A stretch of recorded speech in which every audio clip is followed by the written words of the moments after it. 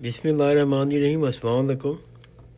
انشاءاللہ ہم آج بھی پروفیسر سید محمد سلیم رحمۃ اللہ علیہ کی کتاب اذکار سیرت کا مطالعہ جاری رکھیں گے، اور جس ہم ٹاپک کو ہم پڑھ رہے ہیں، جس کا مطالعہ کر رہے ہیں، وہ حضور کریم صلی اللہ علیہ وآلہ وسلم کے احسانات ہیں۔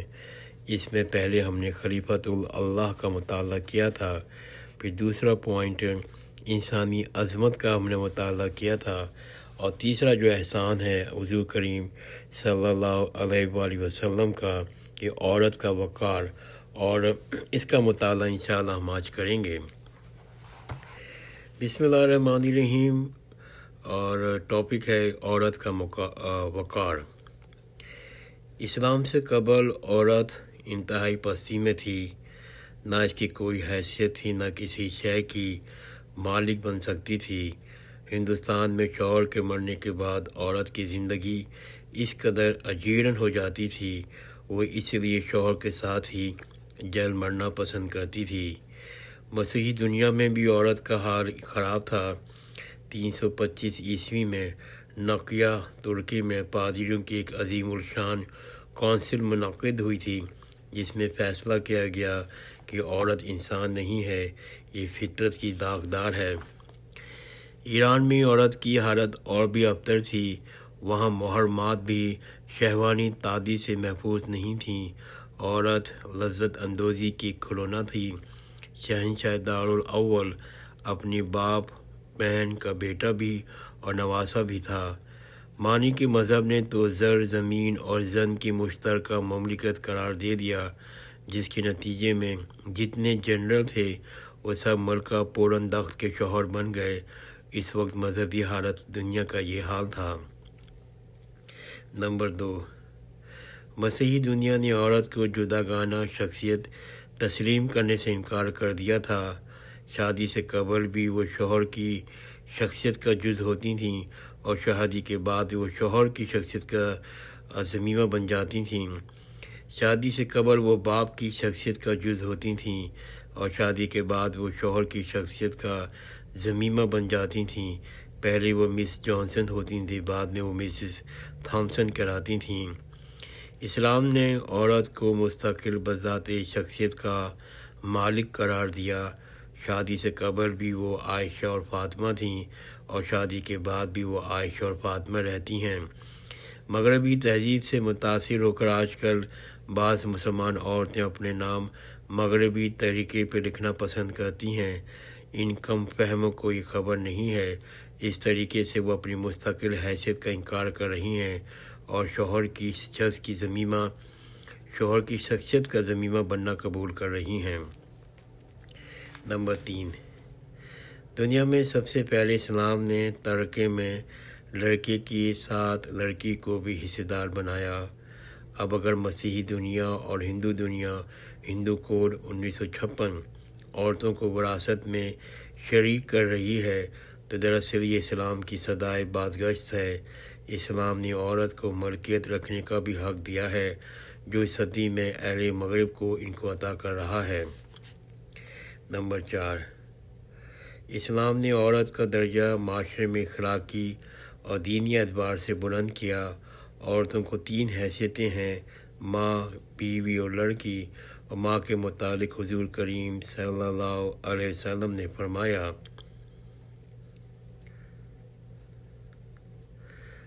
ماؤں کے قدموں کے نیچے جنت ہے۔ اور قرآن شریف میں اللہ تعالیٰ نے فرمایا، یہ سورہ بنی اسرائیل کی آیت نمبر 23 ہے، والدین سے اف بھی مت کہو، ان کو جھڑکو بھی نہیں۔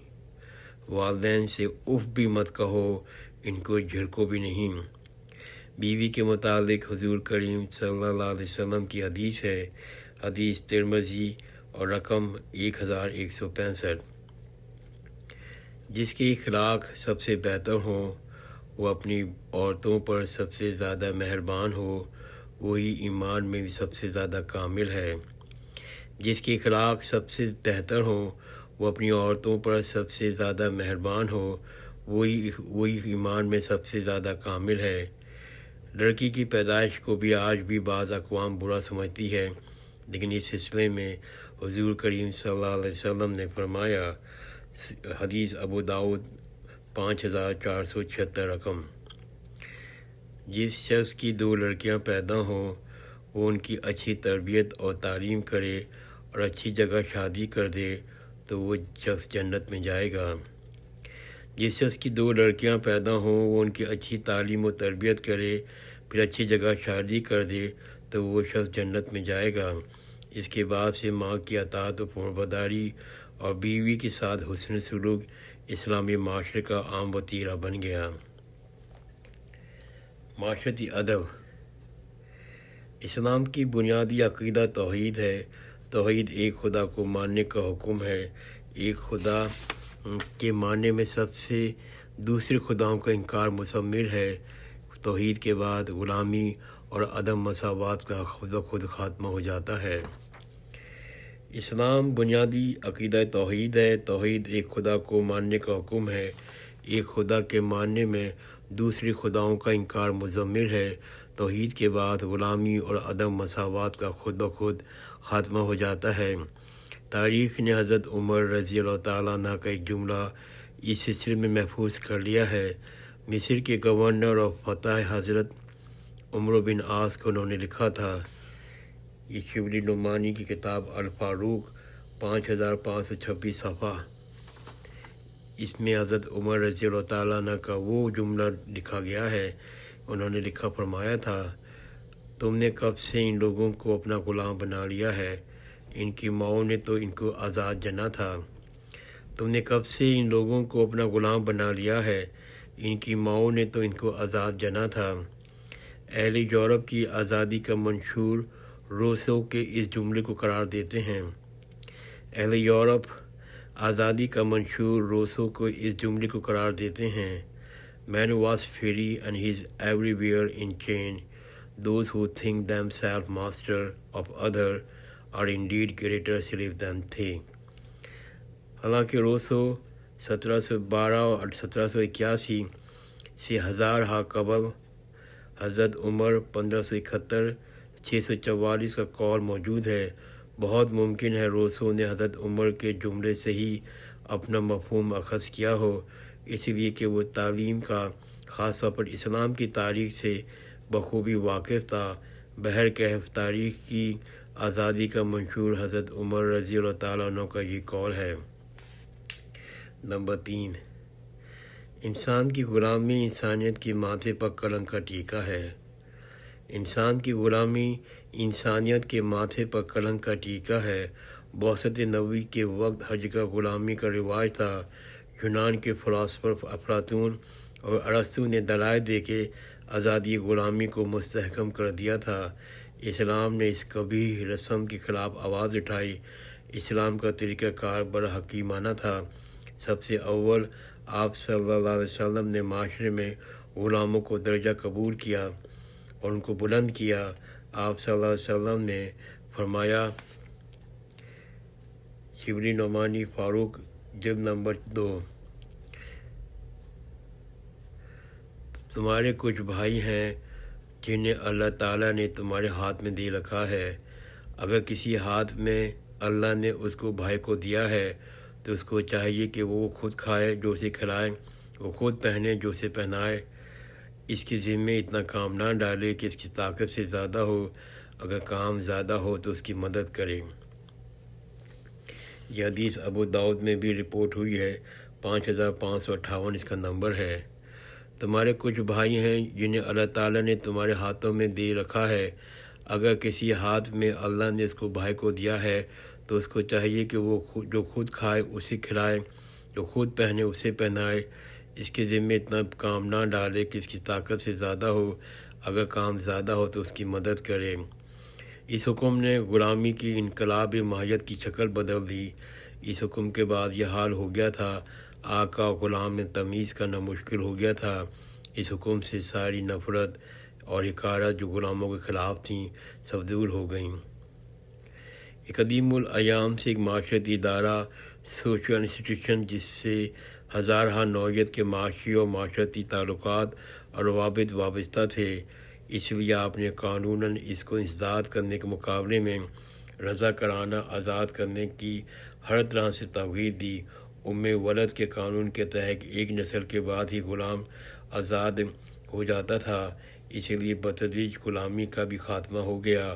نہ معاشرتی اور نہ معاشی بحران پیدا ہوا اور نہ آزاد کردہ غلاموں سے کوئی نفرت اور انتقام کا جذبہ پیدا ہوا۔ معاشرے کے اس غلاموں کی تخت سلطنت تک پہنچا دیا۔ معاشرے نے ان غلاموں کو تخت سلطنت تک پہنچا دیا۔ ہندوستان کی تاریخ میں غلام خاندان 1606 سے 1688 اور مصر کی تاریخ میں مملوک خاندان 1250 سے 1517 سے دو روشن مثالیں ہیں۔ امریکہ نے بھی 1863 میں غلاموں کو ممنوع کرا دیا۔ امریکہ نے بھی 1863 میں غلامی کو ممنوع قرار دیا، مگر ایک صدی گزر جانے کے باوجود آج بھی حبشیوں کے ساتھ نفرت موجود ہے۔ آج بھی ان کے معاشرے میں مساوی درجہ حاصل نہیں، اور جنوبی افریقہ کی نسل پرست حکومت میں سارے سیاہ فام کچھ عرصے پہلے تک غلاموں سے بدترین زندگی گزار رہے تھے۔ انسانیت کی تذلیل کا ایک اور طریقہ رنگ اور نسل کی برتری کا تصور ہے۔ نمبر 3، انسانیت کی تذلیل کا ایک اور طریقہ رنگ اور نسل کی برتری کا تصور ہے۔ اصلاً یہ مرض آریہ نسل کا پھیلایا ہوا ہے۔ ہندوستان کا برہمن اور جرمنی کا نازی نسل پرستی میں سب سے پیش ہے۔ اینگلو سیکسن نسل کے لوگ کسی دوسری نسل کو اپنے برابر درجہ دینے کو تیار نہیں ہیں۔ اسی لیے عظیم مورخ ٹوین بھی لکھتا ہے، رنگ و نسل کی برتری کا مرض ہم نے انگریز اور اینگلو سیکسن ساری دنیا کو لگایا ہے۔ اسلام سے قبل عرب میں بھی نسل پرستی لوگ موجود تھے۔ اسلام سے قبل عرب میں بھی نسل پرست لوگ موجود تھے۔ رسول کریم صلی اللہ علیہ وسلم نے اس کے خلاف سخت جہاد کیا، اور آپ نے فرمایا، المعجم الکبیر صفحہ نمبر 2، عرب کو کسی غیر عرب پر، کسی غیر عرب کو عرب پر کوئی فضیلت حاصل نہیں۔ نہ کسی کالے کا کسی گورے پر کوئی فضیلت حاصل ہے، نہ کسی گورے کو کسی کالے پہ۔ قرآن مجید کے مطابق بزرگی اور بڑائی کا تعلق تقوی اور پرہیزگاری سے ہے۔ قرآن مجید کے مطابق بزرگی اور بڑائی کا تعلق تقوی اور پرہیزگاری سے ہے۔ سورہ ہجر آیت نمبر 13۔ یعنی اعمال سے ہی، رنگ و نسل سے نہیں ہے۔ حضور کریم صلی اللہ علیہ وسلم نے مدینہ کی اسلامی ریاست میں تمام نسلوں کے لوگوں کے ساتھ یکساں برتاؤ کیا۔ آپ کے ایک لشکر کا سپر سالار ایک حبشی غلام مقرر کیا، اور اس کی ماتحتی میں حضرت ابوبکر صدیق رضی اللہ تعالیٰ عنہ، حضرت عثمان غنی رضی اللہ تعالیٰ عنہ جیسے جلیل القدر صحابی اور قریش نسل کے عربوں کو دے دیا۔ اس طرح نسلی فخر و غرور کا خاتمہ ہو گیا، انسانی مساوات کا اصول پیش کیا۔ ہم اس ٹاپک کو انشاءاللہ آئندہ کی نشست میں بھی جاری رکھیں گے۔ جزاک اللہ خیرن، خدا حافظ۔